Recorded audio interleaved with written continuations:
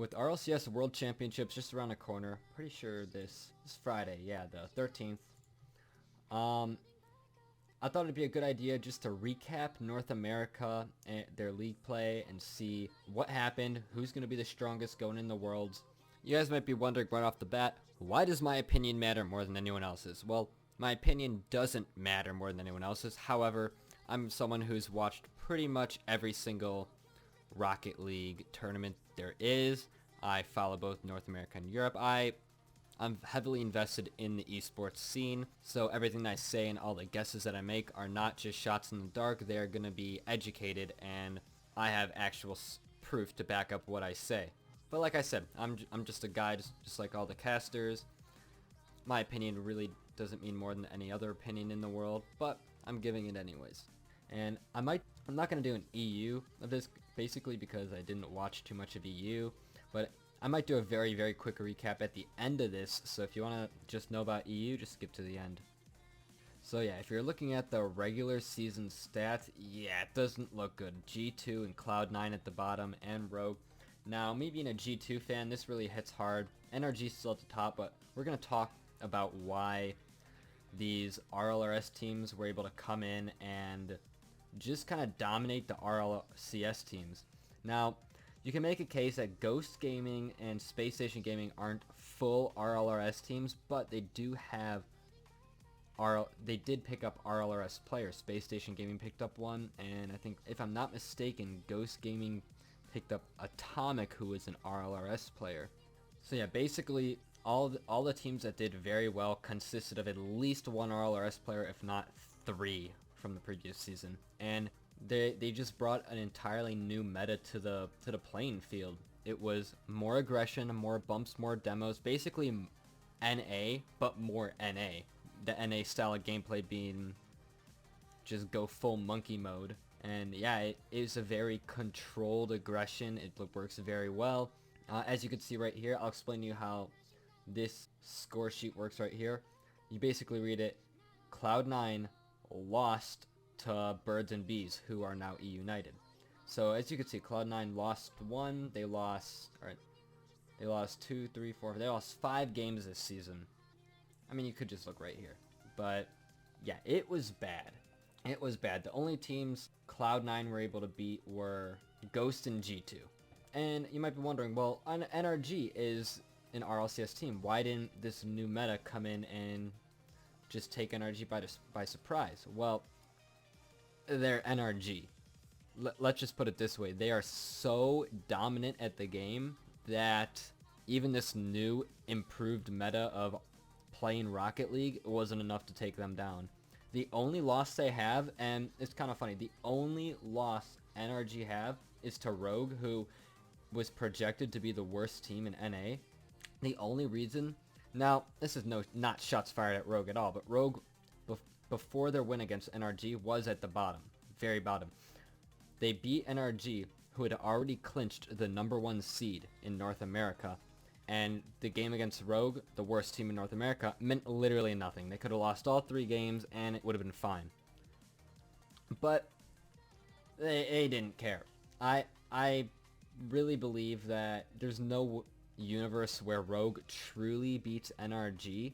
I believe they didn't care. They #1 seed, first spot going into the regional championships. They were looking good. Everyone knew they were strong. A loss to Rogue meant nothing to them. So, which kind of sucked because a lot of people think that Rogue should have been in these bottom seeds. But to be honest, it almost fits that it's Cloud9 and G2, because Cloud9 and G2, they're pretty much the same skill. They have a basically even record against each other, so they win together and they fall together. It almost fits the storybook. Now, if you didn't watch the promotional tournament, yeah, let's say Cloud9 and G2 figured out what this new meta was, and they just destroyed the RLRS teams. It was kind of sad to watch. But G2 also beat Cloud9. JNAPs, although they are the worst team in they were on paper the worst team in RLCS this season, I believe that JNAPs is top 5 in North America at least. JNAPs played amazing. JNAPs looked strong. I I've never seen someone 1v3 like that before. It was absolutely insane. So now, players specifically to look out for going into RLCS. So here pretty much are all the North American players that will be going into RLCS Worlds. Now, if we're talking to players to look out for, who would I think the best North American player is going in to Worlds? I obviously have to give it to someone on NRG. I think it's either Turbo Pulsa or Justin. However, that doesn't mean Garrett is not that good. Garrett is an absolute monster. Everyone on NRG is a monster. The reason these RLRS teams didn't beat NRG, couldn't beat NRG, was because NRG is just so far above everyone else at the game right now. It's just not even comparable. But other great players to look out for. Explosive Gyro, he definitely is the best player on Pittsburgh Knights. He's just all around just an insane player. I think Arsenal and Space Station Gaming definitely showed up the most during league play. Arsenal just a mechanical monster. He was always pulling off crazy stuff. However, when Sipical shows up, that's when they're really an unstoppable team. And then on E United, I'd give it to Hoxer. Hoxer is just... There's this play against G2. They did lose to G2, but there's this play against G2. The very first game they played, opening game of the season, mind you. It's overtime. Hoxer 1v3s the entirety of G2 to score a goal. His ball handling skills are just out of this world. The man's a monster with the ball. So, those are the NA players to look out for. Now, I'll quickly cover EU. I don't feel like cutting out everything. Let's just go to EU. Alright, I'm re-recording EU. I was so quick and brief during my first take, it wasn't even worth uploading. It was dog shit. It was terrible. But, alright, I'll give you a brief explanation of how EU went down. It really wasn't too interesting, to be honest. So, the teams go in the world. Reciprocity, Vitality, which is what everyone guessed that were going to be the top two teams, and they were. Veloce and Dignitas. So, basically, what happened was, there was this team. Two teams, Veloce and Mouse Esports. Veloce was not supposed to do well, nor was Mouse. Well, no one thought they were. Veloce, I'm pretty sure Gibbs had him as like one of the worst in the RLCS after Complexity. Yeah, Veloce did very well. They won by the skin of their teeth and the hair on their nuts in so many games. It was crazy. And they clinched the top 3 spot, which is great. So it was kind of an upset. So Freaky, Flame, and Casio. Now, Mouse Esports. Cookser, the legend. Speed, who... By the way, Speed is amazing. Speed is an amazing player. And a lot. They upset Vitality. They upset pretty much every team they went against. They had reverse sweeps. If you haven't seen Mouse Sports, their YouTube channel, they posted I think 4 different comms that they had during their games of them just reverse sweeping teams. It was incredible. Mouse Sports were the team that everyone wanted to go to Worlds. They were so deserving of it. They were so funny. People loved their personalities. And then it came for the tournament. Where is it? And it came down for the regional playoffs. And yeah. All they had to do is win one game. They got swept, and then they got stomped. It just was not pretty.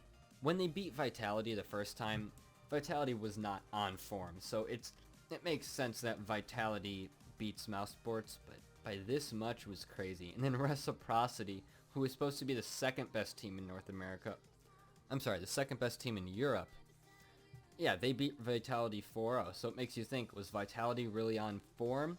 Then it makes you think, okay, was Mouse Sports just playing bad?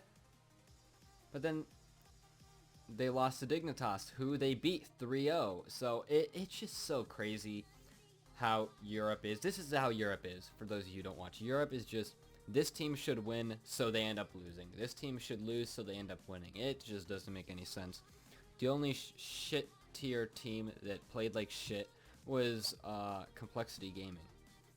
And TSM people thought were going to be pretty... Yeah, I could actually go on and on about Europe. Who knows, maybe I will make another video just ranting about how disappointed I am with Europe. At least NA was fun to watch. Like, in North America, it was fun. Like, it was sad if you're a G2 C9 fan, but it was very fun. It was so boring. You could fall asleep watching Europe. It was just a snooze fest. But yeah, so Mao's just threw. They just threw away the world championship spot. People, they needed one game, man. One game. But, you know, it wasn't meant to be, I guess. So, you know, I might make another video covering who I think is going to win in RLCS. Spoiler alert, it's not Oceania or South America. I've checked out those teams a little bit. I do not think that they are on the same level as Europe and North America. But I might make a video just going over the strengths of each team, what I believe they're all capable of, and who is going to shine the most. Yeah, that's pretty much everything I want to cover for this. Yeah, I'd love to hear your guys' thoughts in the comments below. Why do you think NRG continued to be so dominant? How did you feel about G2 and C9 just getting dumpstered on all season? Yeah, just thoughts about North America and Europe if you want in general. Just fuck it, go wild. I'll end up responding to whatever you guys say. It's not like I have many people watching, but you know what? There's something.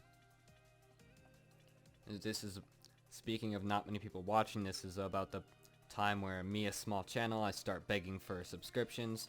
So here I am begging you, begging for likes. Yep, that's about it. See ya.